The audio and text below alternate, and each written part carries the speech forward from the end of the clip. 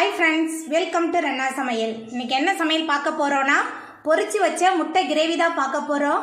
இந்த பொரிச்சு வச்ச முட்டை கிரேவி ரொம்ப சுவையாக இருக்கும்.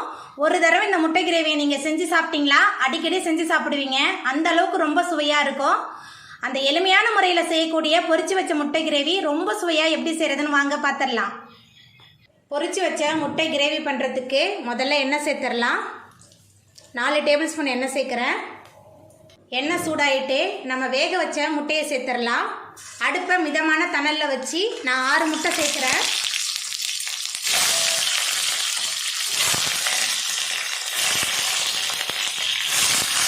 முட்டையை சேர்த்துட்டு நம்ம முட்டையை பொரிச்சு எடுத்துடலாம்.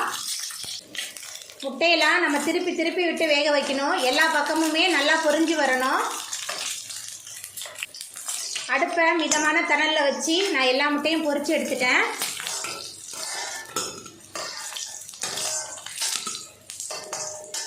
இப்போ இதே கடாயில் 20 சின்ன வெங்காயம் பொடியாக நறுக்கி வச்சுருக்கேன். சின்ன வெங்காயமும் கொஞ்சமாக கருவேப்பிலையும் சேர்த்துடலாம். சேர்த்துட்டு நல்லா வதக்கிடலாம். வெங்காயம் நல்லா வதங்கிருச்சு. இப்போ இதில் ஒரே ஒரு பச்சை மிளகாய் சேர்த்துக்கலாம். கொஞ்சமாக கருவேப்பிலை சேர்த்துக்கலாம். அதுக்கப்புறமா 3 தக்காளி விழுது அரைச்சி வச்சுருக்கேன். தக்காளி விழுது சேர்த்துக்கலாம். அது கூடவே 3 டேபிள் ஸ்பூன் இஞ்சி பூண்டு விழுது எல்லாத்தையும் சேர்த்துட்டு நல்லா வதக்கலாம். நம்ம சேர்த்த தக்காளி இஞ்சி பூண்டு விழுது எல்லாமே கலந்து நல்லா வதங்கி வந்துருச்சு. இப்போ இதில் 1 டேபிள் ஸ்பூன் சோம்பு சேர்த்துக்கலாம். அதுக்கப்புறமா குழம்பு மிளகாய் தூள் 1 ஸ்பூனும் மஞ்சத்தூள் 1/2 ஸ்பூனும் சேர்க்குறேன். உங்கள் காரத்துக்கு தகுந்த மாதிரி சேர்த்துக்கோங்க. அதுக்கப்புறமா உப்பு சேர்த்துக்கலாம். சேர்த்துட்டு எல்லாத்தையும் நல்லா வதக்கிடலாம். எல்லாத்தையும் சேர்த்துட்டு நல்லா வதக்கியாச்சு. இப்போ தண்ணி சேர்த்துக்கலாம். நான் மிக்சியை கழுவி அந்த தண்ணியை தான் சேர்க்குறேன். தண்ணி சேர்த்துட்டு நல்லா கலந்து விட்டுடலாம். தண்ணி சேர்த்துட்டு நல்லா கலந்தாச்சு. எல்லாமே சேர்ந்து நல்லா கொதிச்சு வரட்டும்.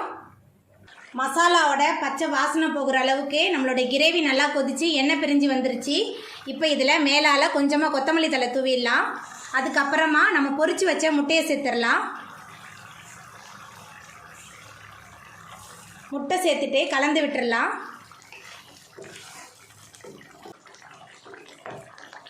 முட்டை சேர்த்துட்டு கலந்தாச்சு. நம்மளோட சுவையான அட்டகாசமான பொரிச்சு வச்ச முட்டை கிரேவி சூப்பராக ரெடி ஆகிட்டு இப்போ நம்ம அடுப்பு ஆஃப் பண்ணிடலாம்.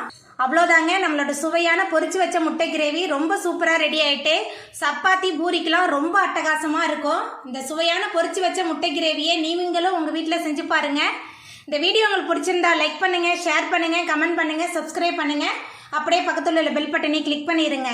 நன்றி.